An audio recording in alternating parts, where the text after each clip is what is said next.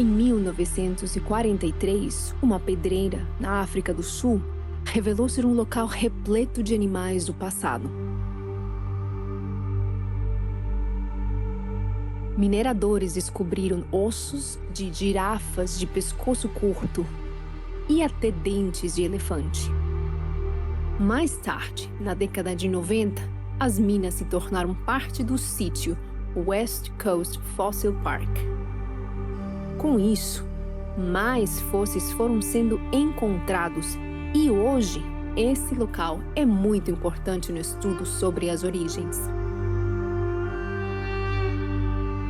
Os motivos para a morte desses animais são um mistério, mas pode ter uma solução se analisarmos as evidências científicas.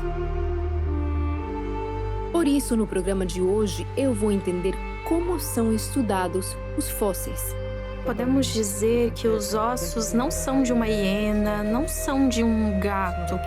Definitivamente são de um urso. As causas para a extinção dos animais pode estar associada a um dilúvio? O registro fóssil só existe porque houve uma série de catástrofes globais, que envolveram quantidades gigantescas de água, de sedimento. Eu vou explorar tudo isso direto da África do Sul. Nós contamos as diferentes partes do corpo, as guardamos separadamente e catalogamos para que um especialista possa estudá-los. O Origens de hoje está imperdível.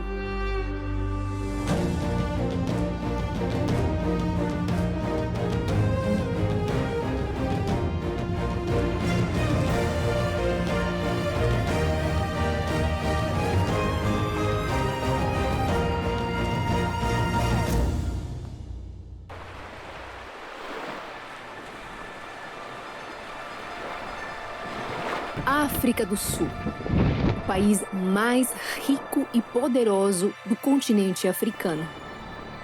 Para além das fronteiras, é também um país reconhecido por uma diversidade de belezas naturais e espécies únicas que você somente encontra aqui. No entanto, engana-se quem pensa que é simples encontrá-los. Para isso, é preciso visitar centros de conservação. Nessa minha viagem, eu tenho observado de perto leões, girafas, crocodilos e espécies das mais diversas, a fim de entender o que chamamos de vida. Mas a África do Sul não é só casa de animais vivos. É também um local onde podemos encontrar ossadas de bichos que viveram em um passado distante. Por meio do que chamamos de fósseis, podemos entender melhor o passado que tanto nos intriga. Pipa, como você trabalha aqui? Como é o processo para estudar? As escavações? Exato. O sítio é cuidadosamente demarcado nesses blocos de 1 metro quadrado, de acordo com a grade global. Podemos dizer que é o método mais comum e, então, usamos ferramentas muito simples, um colherinho, pincéis e água, porque a água ajuda a amolecer o sedimento de fosfato. Também usamos pequenas ferramentas odontológicas, onde o material é muito duro. E como funciona isso? Que tipo de ferramenta usam? Bem, ali parece mais com cimento, por isso temos que usar uma broca, aquela broca de dentista. Porque aquele extrato é muito duro, mas usamos principalmente água, pincéis, o colherinho e outras ferramentas, e descemos 10 centímetros de cada vez. Pacientemente. Com muita paciência, com muito cuidado, porque estamos destruindo provas à medida que avançamos. Então, registramos o máximo que podemos, com o máximo de detalhes possível, e o sedimento que retiramos é ensacado, peneirado e separado, porque aqui nessa área há uma grande quantidade de ossos de uma enorme variedade de pequenos animais, como sapos, lagartixas, camaleões, tartarugas, ratos, cobras, pássaros. Todos juntos. Todos juntos. Se trata de uma diversidade notável de animais muito pequenos pequenos que foram preservados ao lado desses grandes animais. Pipa, como esse sítio foi descoberto? Como foi descoberto originalmente? Por causa da mineração. Eles estavam fazendo mineração de fosfato na propriedade ao lado, perto da base aérea.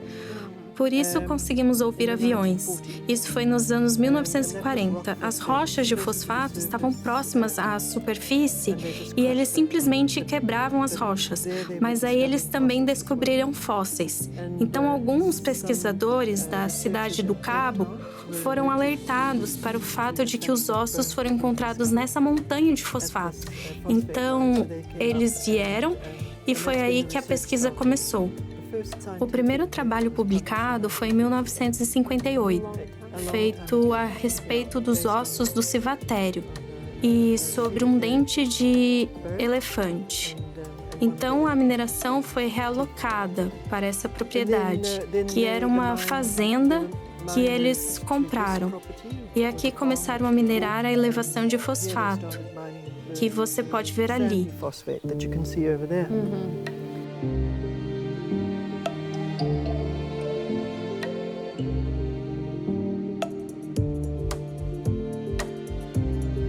Conversando com a Pipa, ela me mostrou diversos fósseis que existem no West Coast Fossil Park, que é esse sítio paleontológico lindo, cercado por uma área verde e vasta.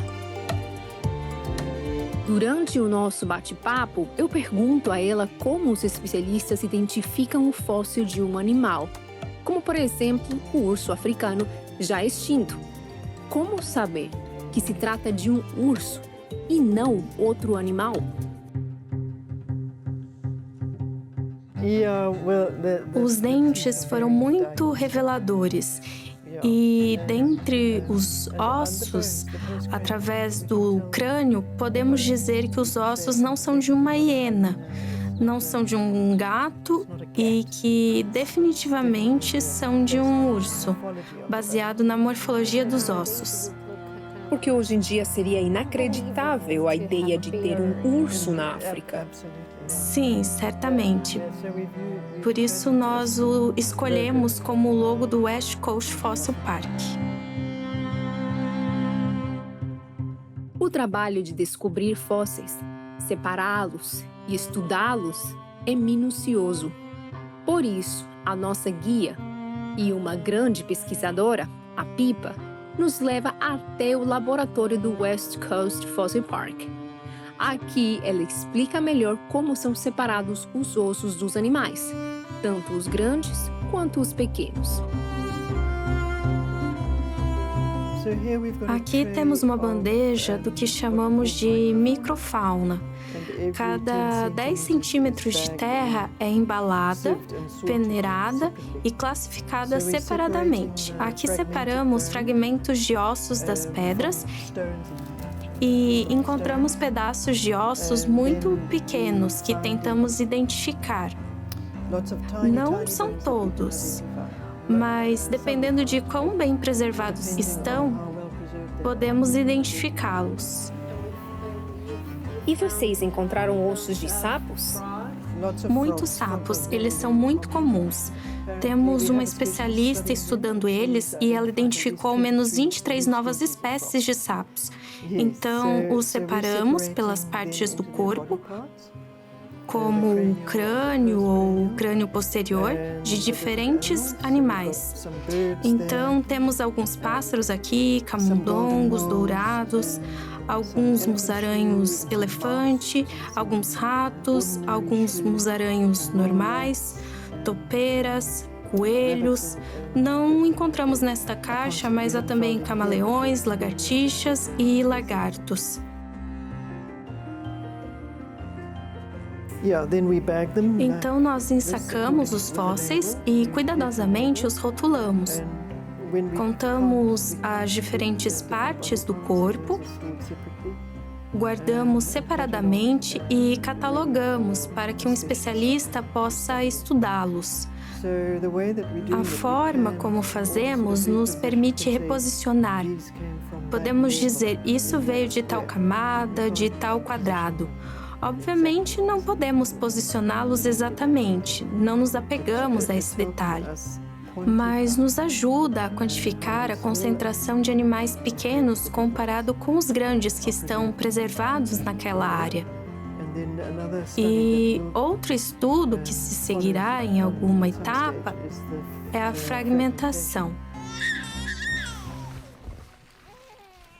Por mais que os animais do passado fossem diferentes, eles parecem se assemelhar em vários aspectos às espécies que conhecemos hoje.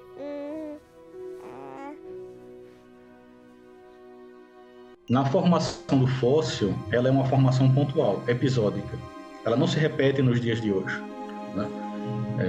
Mas, assim, as espécies que existem hoje, algumas delas são fósseis vivos. Por exemplo, o selacanto é um fóssil vivo.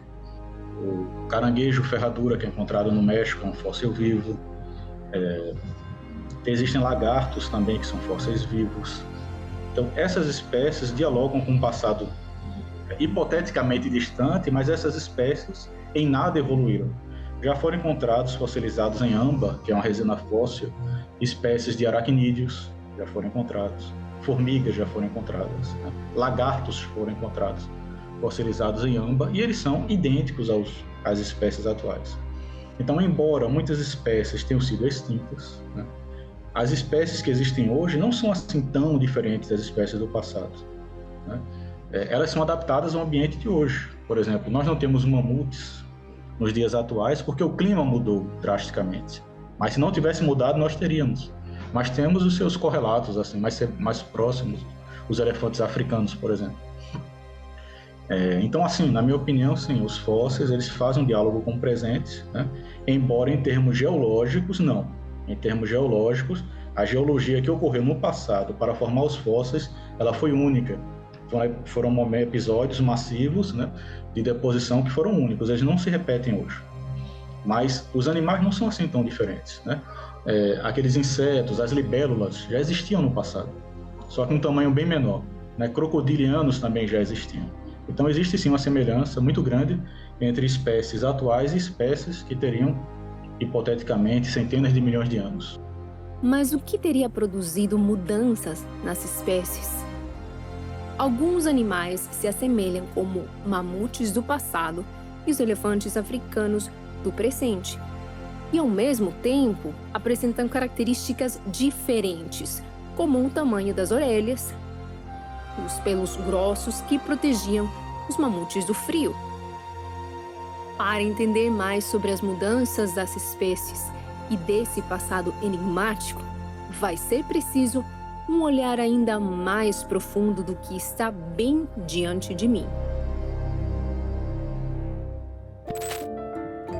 Pela África do Sul, existem diversas espécies atuais que se parecem com as do passado. No entanto, para compreender a existência desses animais já extintos, é preciso compreender também o ambiente em que eles viveram.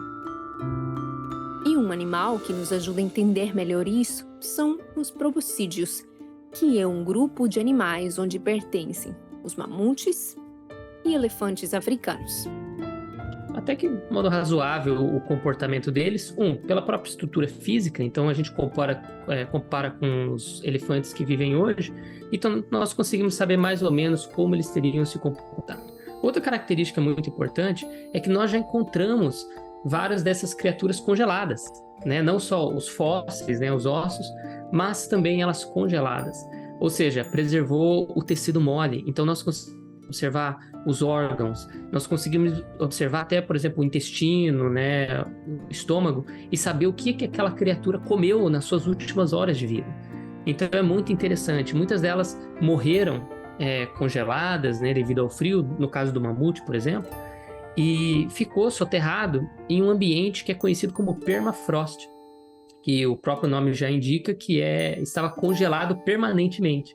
Então, até hoje, algumas dessas regiões é o solo, até a própria terra, né, o subsolo que está congelado. E eles encontram esses animais muito bem preservados. E não só mamutes, outras criaturas, como lobos, né, eles retiram ali e parece que a criatura morreu há poucos dias, né, de tão bem preservada que ela está. Então, tem até um exemplar aqui de um mamute, nós conseguimos observar até os órgãos dele aqui dentro e tudo mais, por 2 motivos. Nós conhecemos elefantes, que são muito parecidos, e 2, porque nós já encontramos eles congelados e nós conseguimos observar como eles eram por dentro e também por fora. E a explicação para a extinção de alguns animais e mudanças de outros pode estar em um elemento muito necessário para a vida: a água. O registro fóssil só existe porque houve uma série de catástrofes globais, né, que envolveram quantidades gigantescas de água, de sedimento, erupções vulcânicas, etc. Então, por conta disso que existe o registro fóssil. Senão não existiria paleontologia. Então, sim, houve uma grande catástrofe, uma série de catástrofes, que a Bíblia chama de dilúvio. Só que esse dilúvio não foi o único evento que extinguiu animais. Então, durante o dilúvio, houve uma catástrofe global. E essa catástrofe global não era apenas chuva, como muita gente pensa. Ela envolvia erupções vulcânicas, inclusive no fundo do mar. Ela envolveu movimentação das placas tectônicas, grande quantidade de água dos oceanos invadindo os continentes. Ela envolveu o abaixamento dos continentes, que foram posteriormente inundados, né? Formação de gigantescas bacias sedimentares. Então, o evento chamado dilúvio, ele é muito grandioso do ponto de vista geológico. Mas ele não é o único evento que pode provocar a extinção de espécies. Após o dilúvio, fósseis também foram formados. E aí eu coloco os fósseis dos mamutes, dos mastodontes, dos dentes de sabre, das preguiças gigantes, que são animais que morreram em um contexto catastrófico regional e não global. E esses animais, inclusive, já estavam adaptados para, para regiões com clima glacial. Em conversas com a doutora em ciências Maura Brandão, ela explica como essa adaptação poderia ocorrer. Agora eu tenho 2 grupos da mesma população, mas que por esse motivo tiveram que ser separados e agora um deles se encontra num ambiente completamente diferente do que ele vivia antes, né? O que vai acontecer? Ele tem 2 alternativas. A primeira, ou ele se adapta. Segunda, ou ele vai migrar, porque ele precisa procurar um lugar em que ele possa sobreviver. Então, muitos deles ficam e se adaptam. E aí, desses que precisam ficar, ou que escolheram ficar, né? Como se eles escolhessem, mas enfim. Mas esses que ficam, alguns deles acabam sobrevivendo sim, porque tem essas informações, né? Tem esses genes que vão colocá-los aí em vantagem nessa luta pela sobrevivência. Isso pode ser o quê? Isso pode ser a habilidade de comer um alimento que antes ele não comia. Isso pode ser a habilidade dele se esconder de um predador que antes não existia. Então, ao longo do tempo e ao longo das gerações, esse tempo eu não estou dizendo aqui milhões de anos, como a evolução diz. Eu estou dizendo aqui até mesmo algumas décadas, porque isso já foi mostrado cientificamente, esse surgimento de novas espécies, né? Não em milhões de anos, mas em décadas, né? Então, ao longo do tempo, vão aparecendo essas diferenças. Então, esses animais são adaptados a uma condição posterior ao dilúvio, né? Falando em termos criacionistas. São os descendentes dos animais que saíram da arca e eles foram extintos depois por mudanças climáticas que eu considero os ecos do dilúvio, entende? De modo geral, a comunidade cristã, quando lê a Bíblia, né, as musiquinhas, os filmezinhos infantis, acaba traçando uma ideia de dilúvio muito pequena, muito rústica, como uma chuva e depois a saída da arca e tudo bem, e ficou por isso. Na verdade, esse é um movimento equivocado. A gente tem que entender o dilúvio como um movimento planetário. Se a água cobriu todo o planeta e depois ela regrediu, ela produziu o Grand Canyon, ela produziu grandes desertos, ela produziu camadas de gelo, ela produziu movimentos de placas tectônicas violentos. O dilúvio por si só, ele não pode ser interpretado somente por aquela descrição. Nós temos que extrapolar essa descrição para outros eventos que são catastróficos, violentos. Inclusive, o planeta hoje ainda tenta se acomodar àqueles eventos. Nós temos movimentos de placas tectônicas, por exemplo, provocando terremotos, inundações, maremotos, coisa que inclusive chega a mudar o próprio eixo da Terra. Quando nós entendemos o dilúvio, a partir desse momento, nós começamos a compreender, puxa, existem outros movimentos que ocorreram pós-dilúvio, que estão ocorrendo enquanto Noé está saindo da arca, enquanto a vida está sendo espalhada, que são muito mais violentos, muito mais produtivos. E do ponto de vista científico, nós olhando para a Terra, nós começamos a perceber o quê? Que a Terra ainda está sofrendo desses efeitos. É como se ela fosse chacoalhada e esse movimento, como um sino, ainda estivesse ocorrendo até os dias de hoje.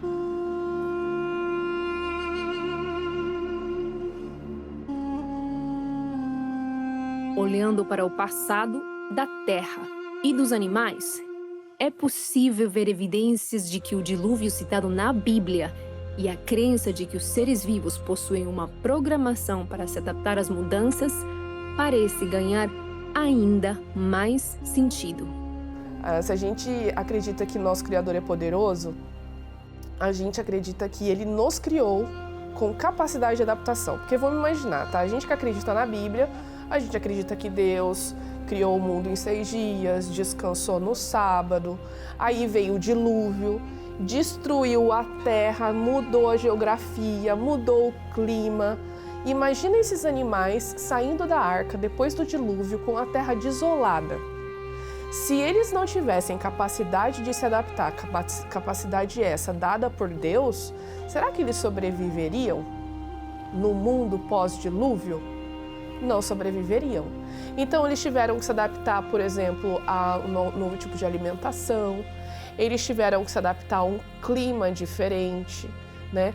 Talvez eles tiveram que se adaptar a novos comportamentos, né? Porque talvez as espécies de plantas que eles estavam acostumados a se abrigar não existiam mais. A ênfase da Bíblia não é geológica nem é paleontológica. Eu não posso, através da geologia e da paleontologia, afirmar que Deus deu uma visão a Noé do que iria acontecer no futuro. Eu não posso fazer isso. Mas eu posso, através da geologia e da paleontologia, estudar as cicatrizes do evento que a Bíblia chama de dilúvio. É o que eu posso fazer de forma bastante coerente, né? Sem nenhum receio de cometer um equívoco entre mistura. Isso aqui não é científico, é religioso. E ao longo da história, sobretudo até o século XIX, os cientistas confiavam na Bíblia. Então, quando eles encontravam um fóssil, eles faziam esse link com o dilúvio, né? A Bíblia ela dá um norte. E se a gente seguir esse norte, aquelas evidências científicas fazem mais sentido. Oi, eu sou Ana Lopes e se você gostou desse vídeo, se inscreva para poder ver mais origens aqui na África do Sul. E se você está em busca de mais conhecimento, dá uma olhada nos cursos que temos para você, clicando no link na descrição.